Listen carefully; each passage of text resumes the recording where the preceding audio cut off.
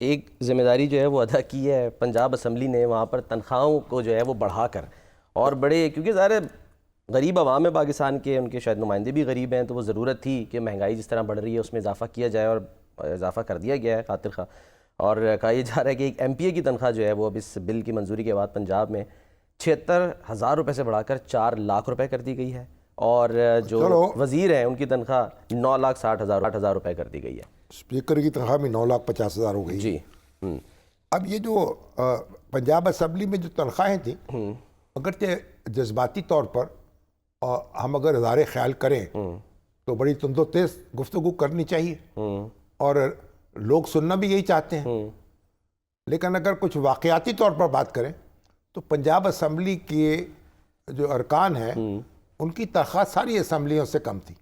अच्छा, सबसे ज़्यादा बलूचिस्तान असम्बली की, बलूचिस्तान असम्बली है, तो KPK है, सिंध असम्बली है, तो ये जो अरकान असम्बली हैं, हकीकत तो ये है, हमें इस पर भी गौर करना चाहिए ना।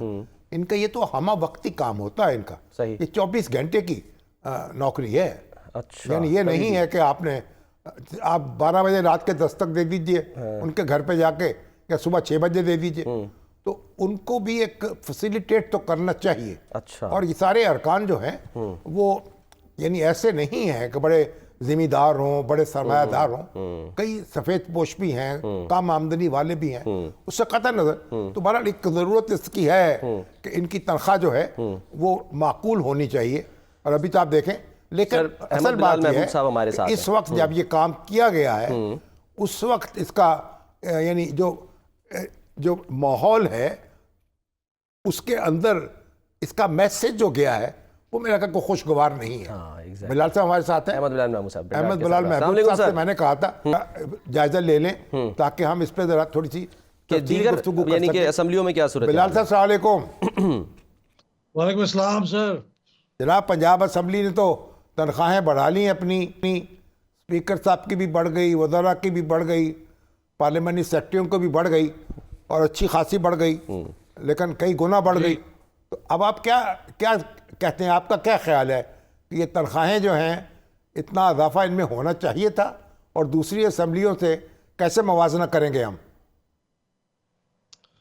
बहुत शुक्रिया शामी साहब। ये बात तो वही है जो आपने शुरू में कही है कि जब भी इजाफा होता है तो इसके ऊपर तनकीद होती है, और ज़्यादा इजाफा हो तो फिर बहुत ज़्यादा तनकीद होती है, जैसे अब हुई है। क्योंकि आम ख्याल ये है कि MPAs बहुत मालदार होते हैं और उनको इस तरह की तनख्वाहों में कोई दिलचस्पी नहीं होती।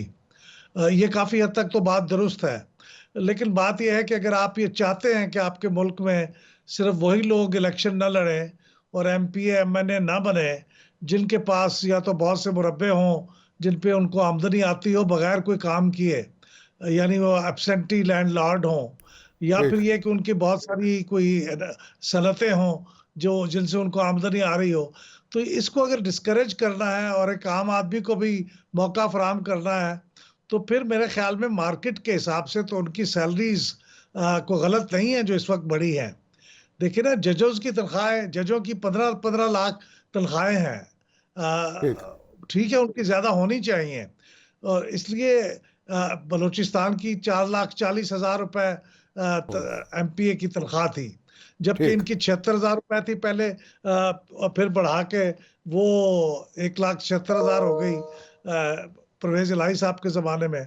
तो ये सारा कुछ मैं समझता हूँ बलूचिस्तान जो हर वक्त अपनी कहता है हम सबसे पीछे रह गए हैं और हमारे वसाइल जो हैं हमारे पास नहीं है, तो बलूचिस्तान तो सबसे आगे है माशाल्लाह, तरक्की इसमें महरूम नहीं है। मिनिस्टर की तनख्वाह भी सबसे ज्यादा है, उनके स्पीकर के भी ज्यादा थी, उनके मिनिस्टर्स के भी सबसे ज्यादा थी।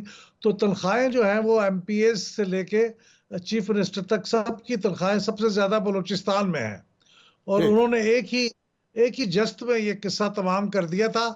और मैंने एक दफ़ा वहाँ के स्पीकर साहब से पूछा कि आपने इतनी ज़्यादा तनख्वाह बढ़ा दी है कि जस्ट में, तो उन्होंने कहा कि जब भी बढ़ेगी हम पे बहुत तनकीद होगी, तो इसलिए हमने सोचा कि एक ही बार कर लेते हैं ताकि रोज रोज की तनकीद से बचने की दफा। ये बेसिक है सर, ये तनख्वाह जो ये कहा जा रहा है कि ये 4 लाख यानी कि कर दी गई है, ये बेसिक है? अलाउंसेस अलग है इसमें, इसके अलावा होते हैं?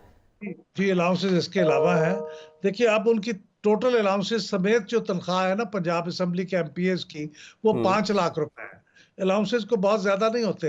हाउस अच्छा। रेंट 50,000 रुपए है, 10,000 रुपए ऑफिस मैनेजमेंट का है, वगैरह वगैरह।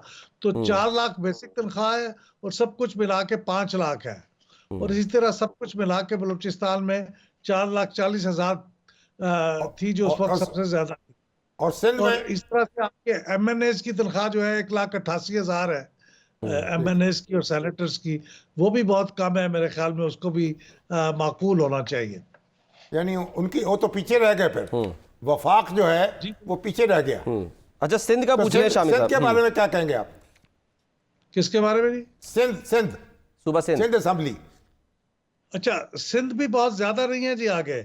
सिंध भी तकरीबन पंजाब की जो साबिक तनख्वाह थी ना 1,76,000, उसके हाँ जी। करीब करीब है। 1,77,000 के करीब उनकी तनख्वाह है, सबको अलाउंसेस मिला के। यानी वो भी पीछे थे बहुत।